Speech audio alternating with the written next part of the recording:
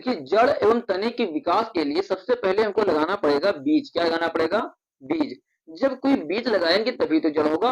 अब जब जड़ जो होता है, इसका निर्माण होता है बीज से। और बीज के होते हैं दो हिस्से। कितने हिस्से? दो हिस्से। पहला प्रांकुर और दूसरा होगा मूलांकुर।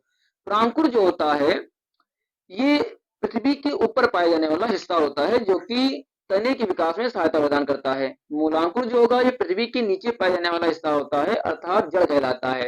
एवं मूलांकुर का कार्य होता है कि जड़ के विकास में सहायता प्रदान करता है। ठीक है। अब जड़ें होती है टोटल 6 प्रकार की। कितने प्रकार की?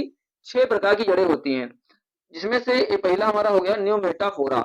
न्यूमेटाफोरा भी एक प्रकार की जड़ है, जो कि दलदली स्थानों पर पाई जाती है। ऐसे पादप जो कि दलदली स्थानों पर पाए जाते हैं, उनकी जड़ें न्यूमेटाफोरा के अंतर्गत आती हैं। जिसमें से इसका एक एग्जाम्पल है सुंदरी। सुंदरी है, राजोफेरा है इत्यादि। मूसला जड़।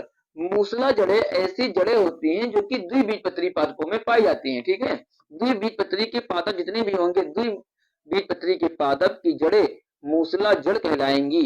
ये जड़ें कैसी होती है कि पृथ्वी में सीधी जाएंगी, फिर लंबी लंबी हेयर रोड के रूप में फैल जाती हैं, जैसे कि आम की जड़, नीम की जड़, और जितनी भी दलहनी, जितनी भी दालें आएंगी, ये सारी मूसला जड़ के अंतर्गत आती हैं।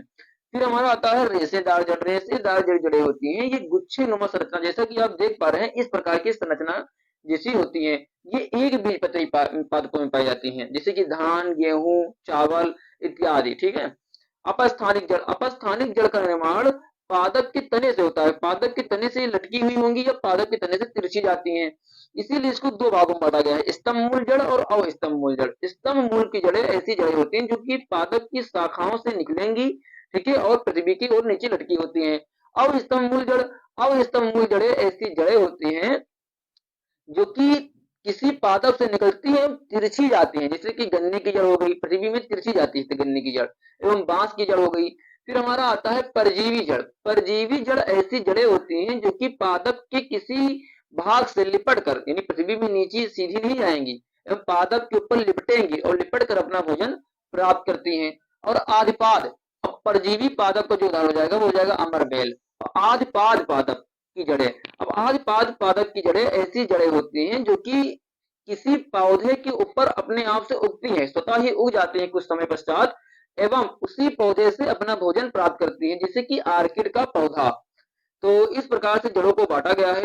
अब हम अगर बात करें कि पौधे की वृद्धि, तो पौधे की वृद्धि 3 प्रकार से होती है। पहला हमारा धनात्मक गुरुत्वानुवर्ती, दूसरा हमारा है धनात्मक, धन का निशान लगा यानी कि धनात्मक, ठीक है, तो धनात्मक जलानुवर्ती, और तीसरा हमारा है ऋणात्मक प्रकाशानुवर्ती। तो 3 प्रकार की वृद्धि होती है पादपों में। तो इस प्रकार से जड़ का वर्णन किया।